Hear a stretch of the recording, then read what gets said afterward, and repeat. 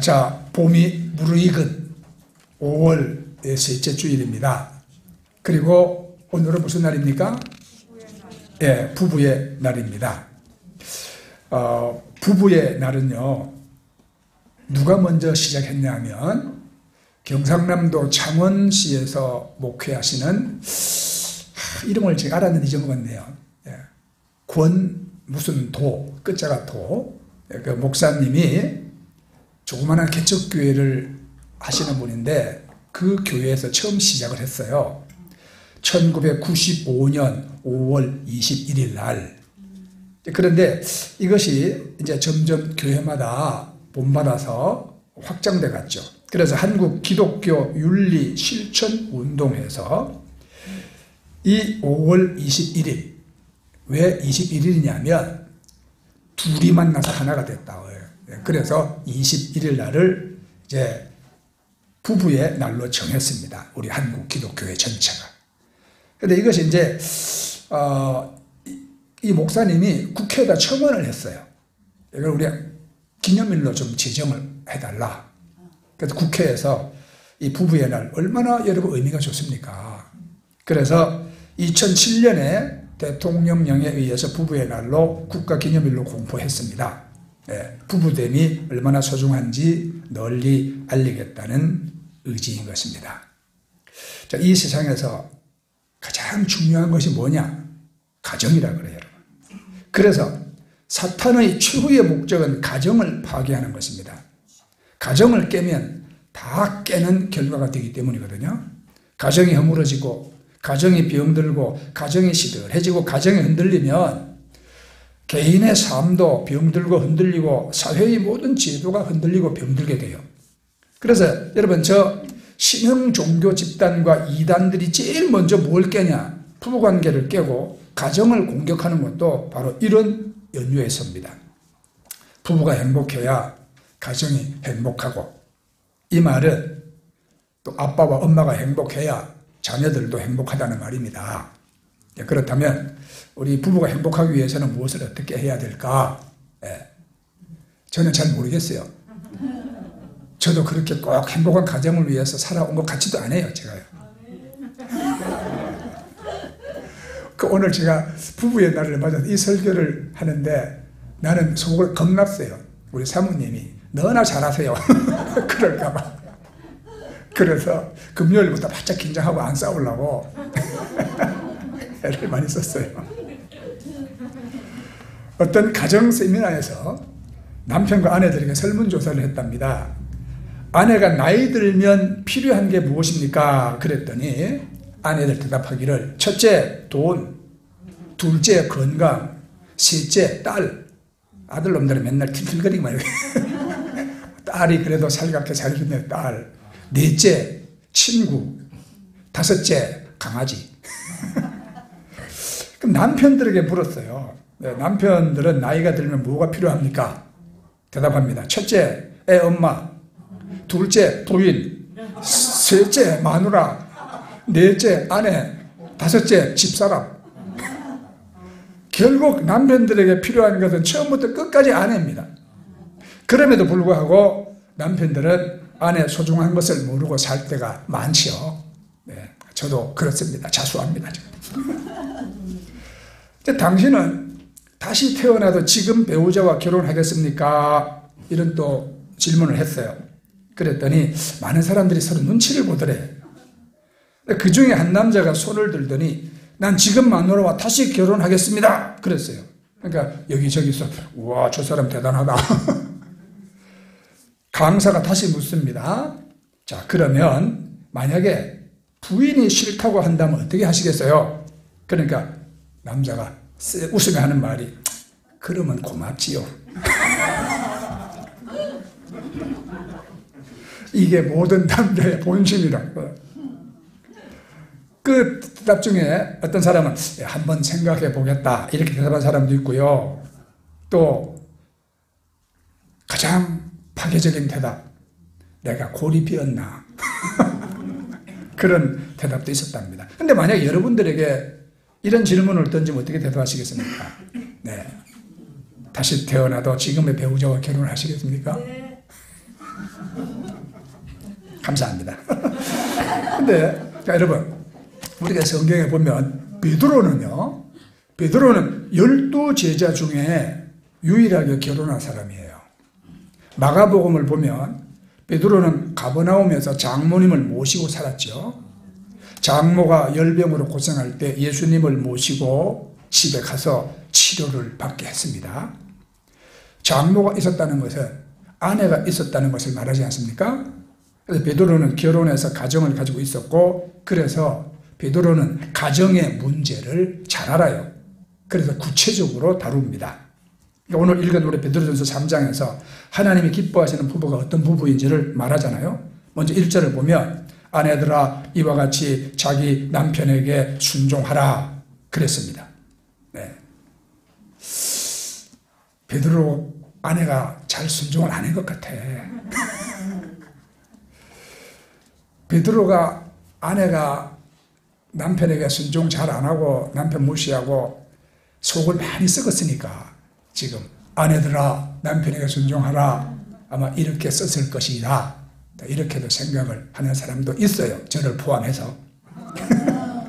그런데 이제 이 배경을 알아야죠. 이 베드로는 언제 순교했냐? 주후 66년에 로마에서 순교했습니다. 그렇다면 이 베드로서는 주후 66년 이전에 쓰여졌을 것 아니겠어요? 그럼 그 시대는 어떤 시대냐? 아주 무서운 핍박의 시대였거든요.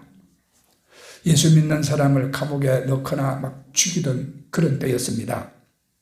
그러니까 예수 믿는 사람이 많지 않았죠. 특히 남자들이 적었어요. 그래서 베드로는 주를 믿지 않는 남편들에게 어떻게 모범을 보여서 그들을 전도할 것이냐, 여기에 대해서 관심을 가지고 지금 베드로 전서를 썼습니다. 그건 한마디로 말로 하지 말고 행함으로 보이라는 것이거든요. 부부간의 삶에 있어서 말보다는 행동으로 보이는 것은 예나 지금이나 똑같습니다. 특히 가정에서 아내가 남편에 대한 태도가 그렇죠. 아내들은 남편들에게 말로 하면 달라질 것을 생각합니다. 그래서 잔소리 많이 합니다. 근데 남자는 말로 달라지지 않습니다. 자, 1절 중간에 말로 말미암지 않고 그 아내의 행실로 말미암아 구원을 받게 하려 함이니 그렇죠. 아내들은 남편들에게 말로 하면 되겠지 하지만 그렇지 않다는 겁니다. 그래서 2절에 보면 아내들은 너희의 두려워하며 정결한 행위를 봄이라 그랬어요. 누가 보냐? 믿지 않는 남편들이 본다 이 말입니다. 그러니까 믿지 않는 남편들은 예수 믿고 교회 다니는 아내의 말을 듣는 게 아니라 아내의 행실을 본다는 거죠. 아무리 믿음이 좋아도 남편을 함부로 대하는 아내를 따라서 교회 나오는 그 남편은 없습니다. 믿음이 있는 아내들의 그 잘하는 실수가 뭐냐면 남편을 영적으로 무시하는 거예요. 자기 자신은 기도하면서 영적으로 사는데 저 남편은 세상에 찌들어 산다 그러면서 여러분 은근히 무시하고 불쌍히 여기는 태도거든요. 그런 태도 가지면 남편이 감동을 해서 교회 나오냐? 안 나옵니다. 아내에게 존중받지 못하면서 교회 나오는 남편은 없습니다. 그래서 잭 볼수익이라는 학자가 있거든요. 이번에 남자의 세 가지 특징을 말했습니다. 첫째, 남자는 왕이다. 그래서 다스리고 통치하고 싶다. 세상에서 못하면 가정 안에서. 둘째, 남자는 전사다 이 말이에요. 편안히 살기보다 싸우다가 죽고 싶다. 셋째, 남자는 마술사다. 그래서 어떻게 하든지 세상을 바꾸고 싶다. 이게 남자라는 거예요. 이런 남자들에게 아내가 할 일은 뭐냐? 여러분, 순종입니다.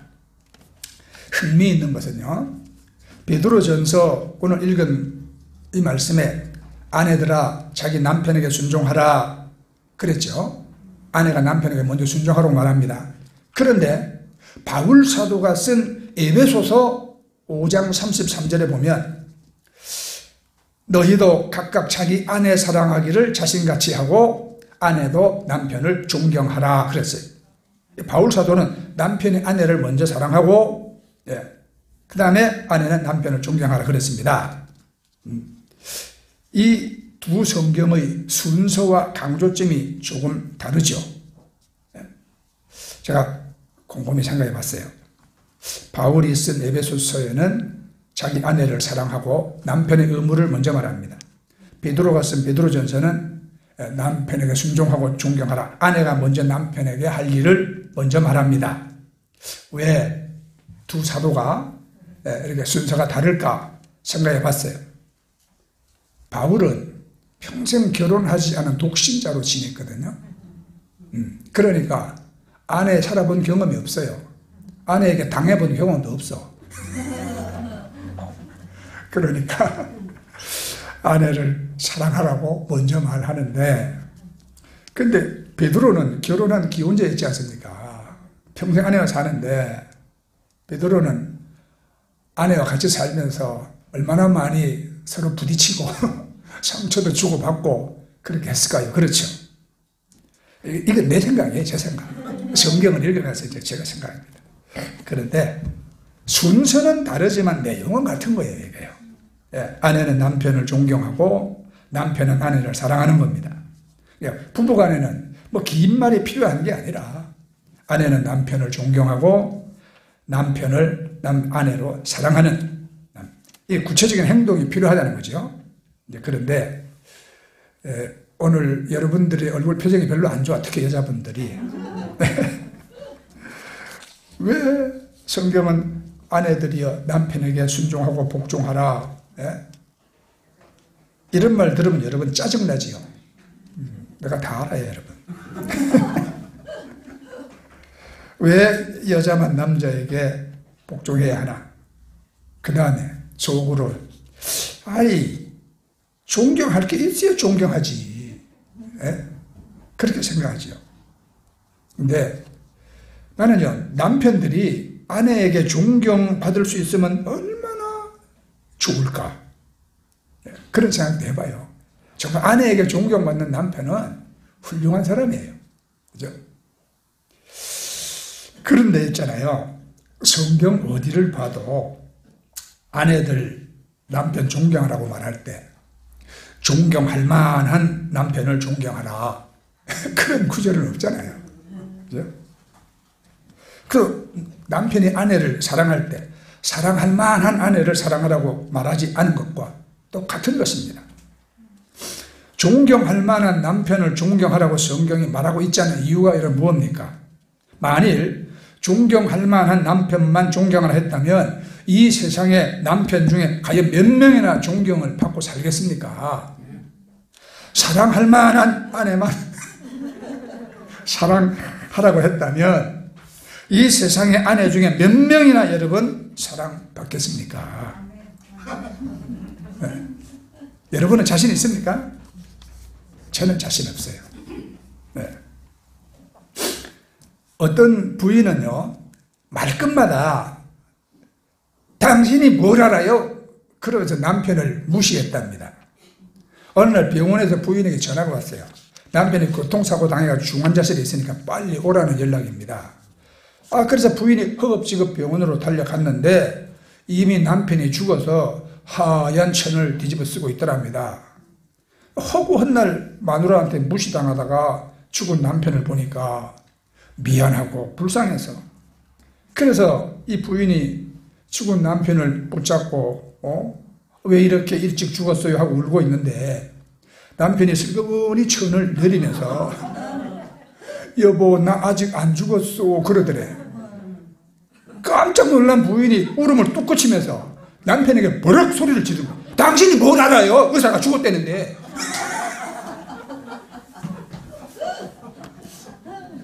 이 얘기를 뭘 말하냐면 사람은 변하지 않는다는 거예요.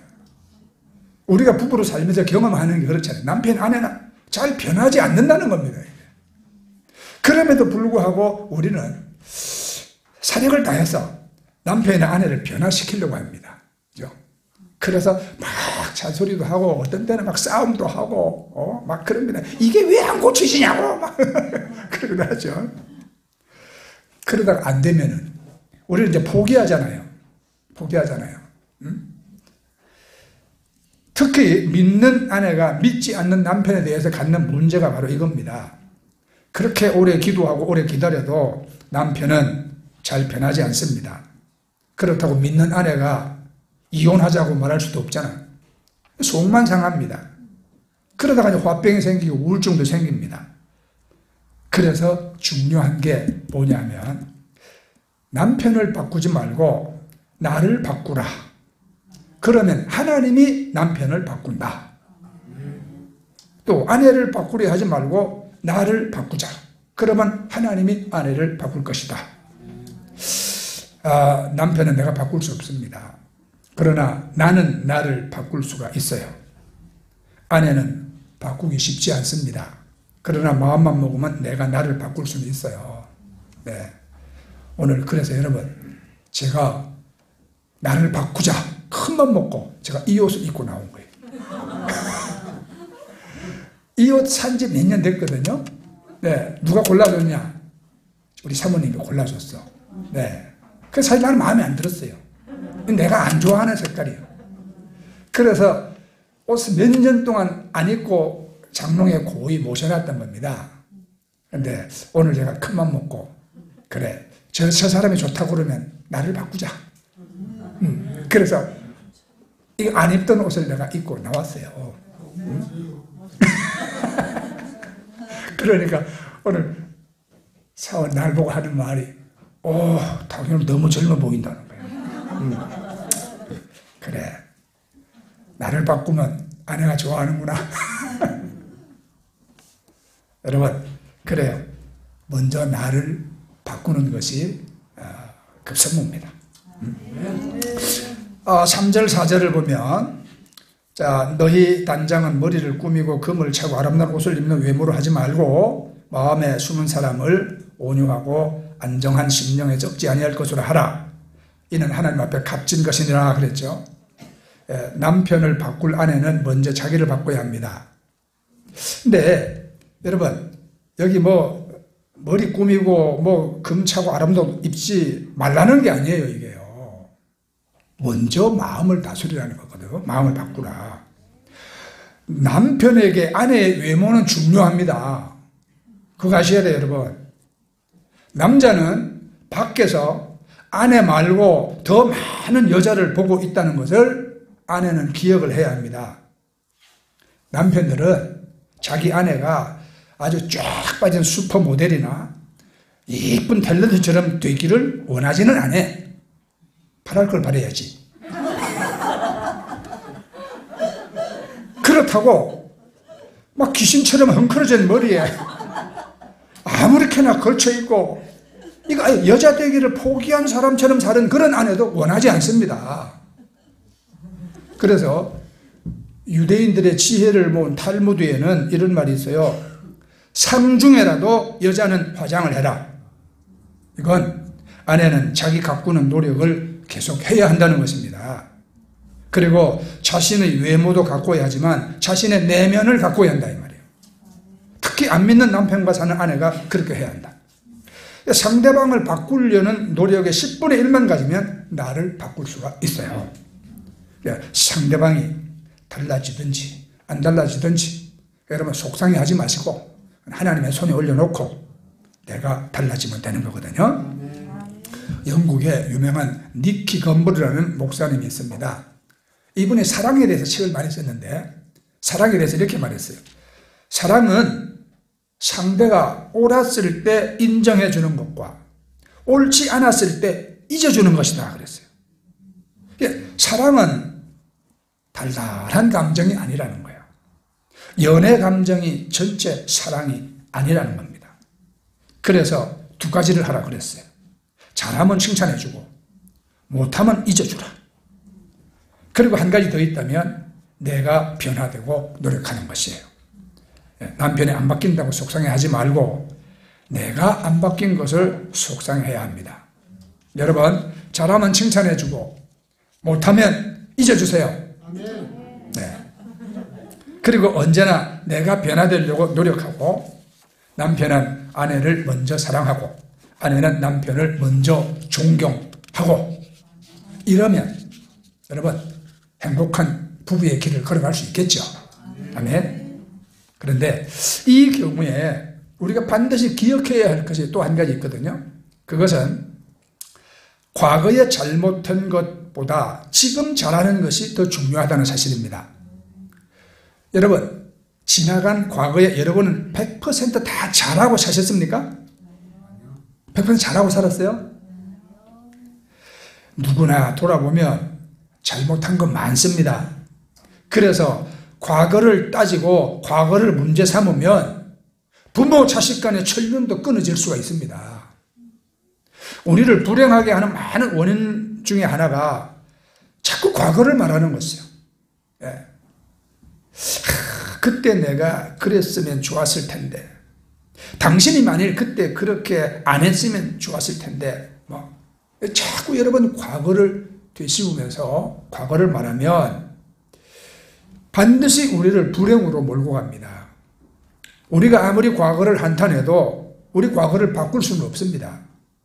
그러니까 되돌릴 수 없는 과거의 실수를 자꾸 반복해서 생각한다고 해도 그 과거가 바뀌지 않잖아요. 그런데 사람들은 생각 이상으로 과거를 많이 얘기합니다. 결혼을 반드시 파경으로 몰고 가는 말이 이런 말이래요. 우린 애초에 만나지 말았어야 하는데.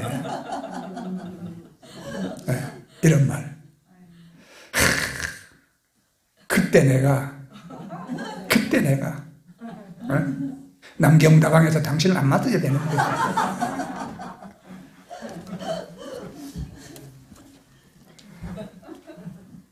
그때 우리가 딱 헤어졌어야 하는 건데, 이렇게 되면 지나간 과거를 한탄해봐야 무슨 소용이 있습니까? 우리가 아무리 한탄하고 그 책임을 남에게 전가시킨다고 해서 지나간 과거가 무효가 됩니까? 이미 내뱉은 말을 다시 주워 담을 수도 없고 이미 저지른 행동을 돌이킬 수도 없지 않습니까? 잘못과 실수는 회개하고 돌이킬 일이지, 이걸 한탄하고 되씹을 일은 아닌 것입니다. 그러니까 행복의 비결은 현재를 보는 것이라고 그랬어요. 불행의 비결은 한탄과 책임 전가로 과거를 바라보는 것입니다. 우리 빌립보서를 읽어보면 빌립보에서 가장 많이 나오는 말이 뭡니까? 기뻐하라예요. 예, 9번 나옵니다. 기뻐하라. 빌립보 4장 4절에 주 안에서 항상 기뻐하라. 내가 다시 말하노니 기뻐하라. 바울이 기뻐하라고 말할 때 두 가지 특징이 있어요. 첫째는 이것이 명령형이고 둘째는 현재형이라는 거예요. 명령형인 것은 반드시 기뻐하라는 것이고 현재형인 것은 지금 기뻐하라는 것이거든요. 그때 그렇게 안 했으면 더 행복할 텐데, 이게 아닙니다. 그때 그 일은 그 일이고 지금은 지금이거든요. 내가 좀 더 큰 집에서 살면 더 좋을 텐데, 이게 아니라는 거예요. 지금 작은 집에서 행복하지 않으면 큰 집에서 행복할 수가 없다는 사실이에요. 시편 118편 24절에 보면 이 날은 여호와께서 정하신 것이다. 이 날에 우리가 즐거워하고 기뻐하리로다 그랬죠.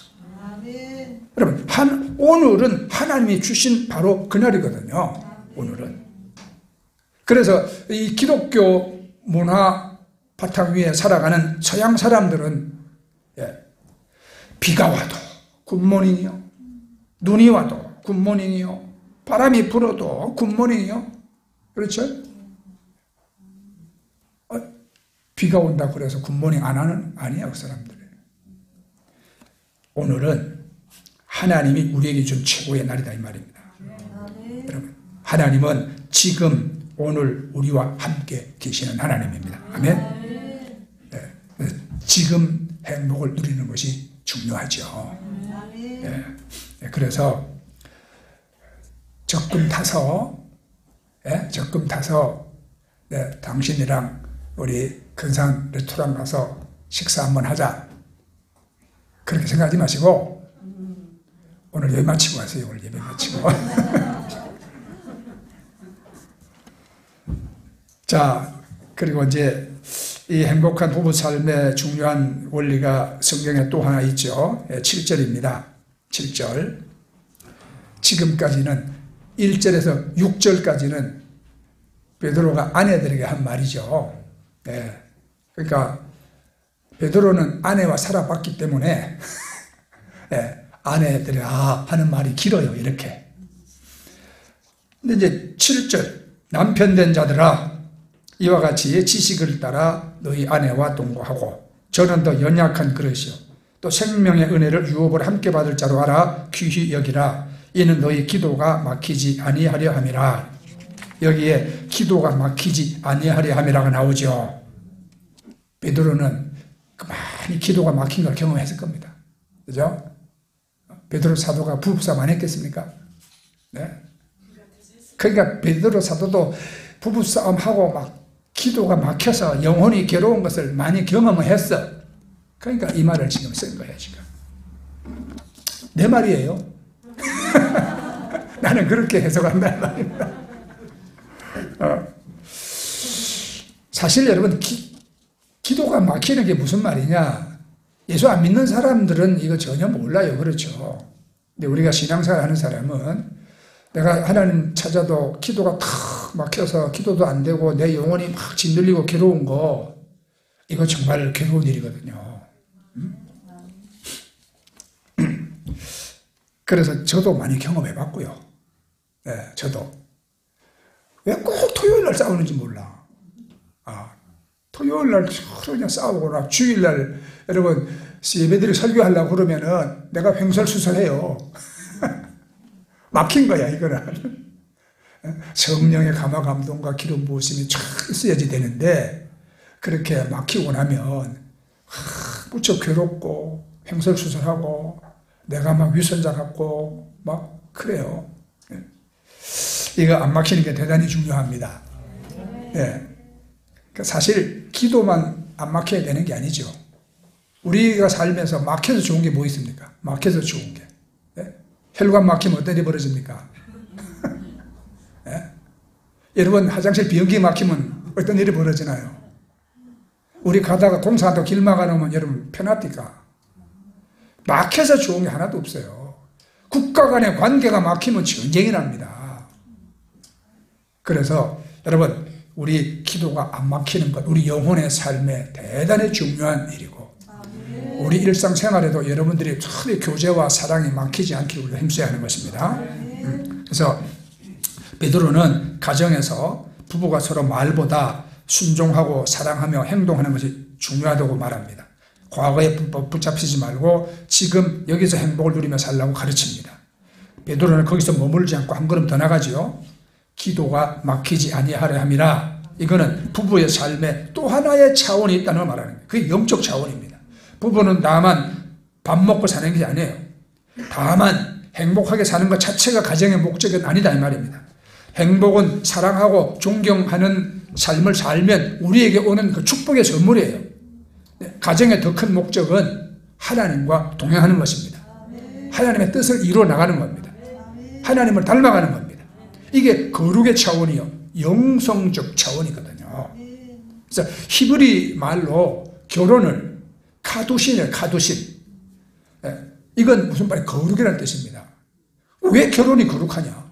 둘이 만나서 맨날 지지고 뽑고 싸우고 행복은 잠깐이요, 그저 참고 사는 게 이게 왜 거룩이냐? 결혼하면 어려운 일도 생기지만 그 일들을 통해서 우리가 점점 성화되기 때문이라 그래요. 부모가 되어봐야 부모 마음을 알고, 그죠? 하나님 마음을 안다 그랬어요. 속썩이는 자식 때문에 고생해보면 하나님이 못난 우리를 얼마나 사랑하는지 안다 그랬습니다. 부부가 가끔 싸우고 다투고 하지만 결혼을 통해서 우리를 성숙하게 하고 하나님을 닮아가게 하는 것이다. 그래서 히브리 사람들은 결혼을 거룩이라고 하겠어요. 거룩이라. 자, 마치겠습니다. 오늘 부부의 날을 지나면서 우리 모든 부부들을 축복합니다. 혼자 사시는 분들도 축복합니다. 아직 결혼 안 한 우리 청소년들도 축복합니다. 네. 서로 사랑과 존경으로 사시고, 네, 가정 안에서 남편과 아내나 아니면 형제 자매들 간에 과거를 말하지 말고 여러분 서로 사랑하고 서로 존경하며 지금 행복하시기를 축복합니다. 날마다 하나님과 동행하며 함께 거룩에 이르시길, 네, 하나님의 축복이 평생 함께 하시기를 저는 간절히 바랍니다. 아멘. 네. 자, 우리 찬양하고 하나님께 기도하도록 하겠습니다. 심령이 가난한